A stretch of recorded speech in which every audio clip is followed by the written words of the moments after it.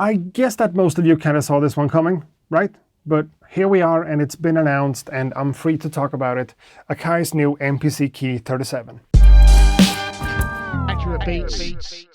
And you know, there's been rumors and leaks and a few photos of this one all over Facebook and Reddit and whatever. But now that it's actually here, let me start by mentioning a few of the most important things first to make sure that we kind of know what we're talking about. So let's think about the MPC Key 37 as half of an MPC Key 61 and half of an MPC 1 Plus. Kinda. Or, I don't know, maybe just as a smaller version of the MPC Key 61. That also kind of makes sense. And the price point we're talking about for this one is $899, which puts it in the same kind of price range as the MPC 1 Plus, but also has way more stuff to offer, obviously. And this is a fully fledged standalone MPC, just like the other ones. So like the MPC 1, 1 Plus, Live 2, XSE, and the MPC Key 61. It works in standalone mode, but it could also work in controller mode because this one does have a USB connection, no matter what you might have thought from some leaked photo online. The USB port is right there. That's just what it is. We're also getting the same 7-inch touchscreen, the same smaller MPC pads, and the same type of knob layouts as the other MPCs do. And this one has the hard plastic buttons that we saw on the MPC 1, for instance. And I know I always talk about this, but it makes a big difference when you're actually working on the unit. And the keyboard has velocity sensitivity and aftertouch, just like on the bigger one. And, you know, I'm not really a professional keyboard player, but at least to me, the feel of the keyboard is the same as on the Key 61. On the inside here, we're getting 2 gigs of RAM, just like on the MPC 1 Plus, for instance, and 32 gigs of storage, just like on the Key 61. So again, kind of a mix between the two. And you know, having 2 gigs of RAM here basically means that this is not going to be the fastest or the most powerful MPC in the lineup. There is a difference between 2 and 4 gigs of RAM. That's just what it is. And that applies to stuff like loading times and how many instances of a certain instrument you can use. But I've used my original MPC 1 ever since it first came out with 2 gigs of RAM. And I'm not saying it's impossible to make this one glitch or whatever, but normally for my beat making needs, I don't run into any problems with my 2 gigs of RAM. Maybe you do, but that's just my opinion. Now back to this one. One thing we're not getting on this one is the touch strip over here that we have on the MPC Key 61 for triggering notes and changing effects and, you know, changing parameters and whatever. And honestly, I think it's a really cool thing to have on the bigger one, but I don't use it enough to actually miss it on this one. But it's still worth mentioning that it's not there. And you're not going to be able to install an external SSD drive inside of the Key 37 like you can on the Key 61 or Live 2 or whatever like that. That seems to be a feature that's kind of exclusive to the bigger MPCs, and this is a smaller one by definition. But we are able to use normal SD cards in this one to expand the storage and save our projects and files and samples and all that. Right there.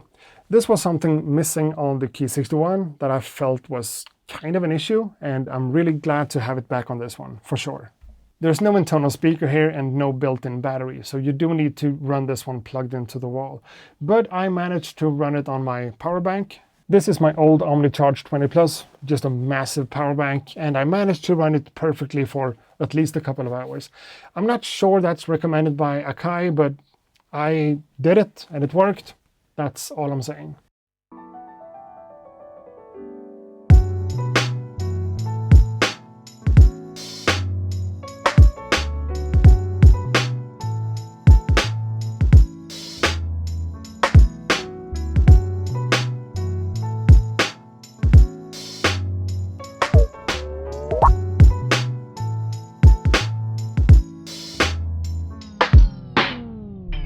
At this point, I've had this one in my studio for a while, and I made a few beats on it and just tried to, you know, get to know the workflow with the new button placements and everything.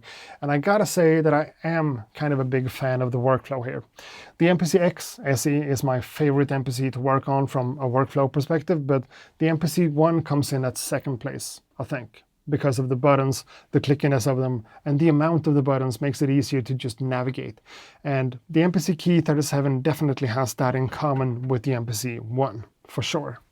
I gotta be honest and say that I'm not really a fan of the colorway here at all.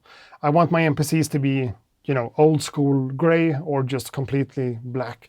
This red colorway that this one and the MPC One Plus has, I don't know, but that's just me. Some people are gonna love it and it stands out in the studio and whatever, but I'm kind of getting used to it, I guess, but I just don't love it. I've used all of the new MPCs kind of a lot, and getting used to the workflow of this one took me no time at all, really. Some of the buttons has been renamed and replaced and whatever, but it all makes sense from an MPC perspective. I'm definitely a huge fan of the placement of these buttons down here. I always keep going back to the main screen or maybe the menu, and having that over here instead of hidden away is just great. Now when it comes to the ins and outs here, we're getting the power input, a USB-A port, and the USB-B for connecting it to a computer. The SD card reader, input and output left and right on 1/4-inch jacks, and a phone's output and these 4 CV gate connections, just like on the One Plus. MIDI in, MIDI out, and 3 foot pedals. This is a keyboard after all, so that kind of makes sense. I would have loved to see a USB-C connection here. I think it's time for that, but A and B is still better than micro and mini, so that's something.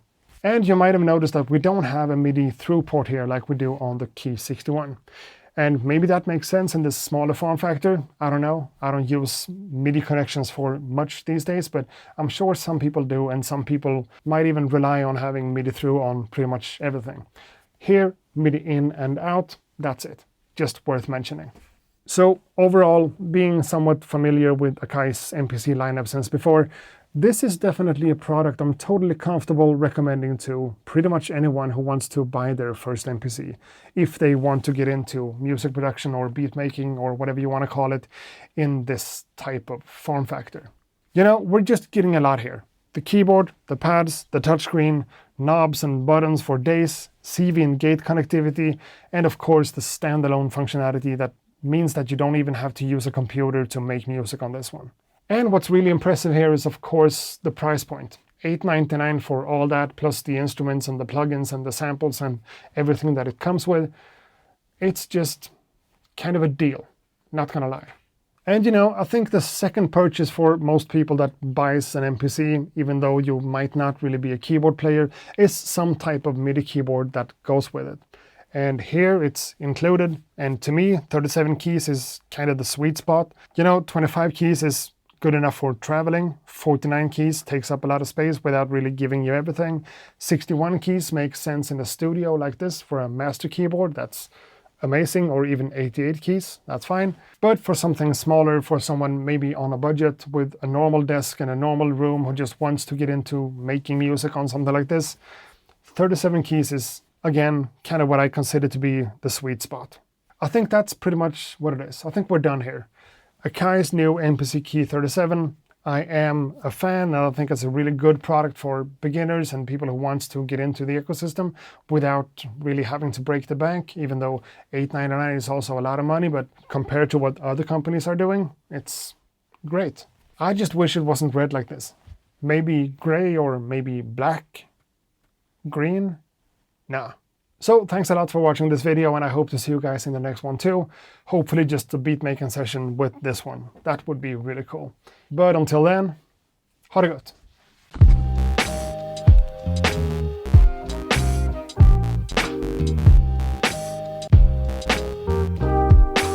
Accurate beats.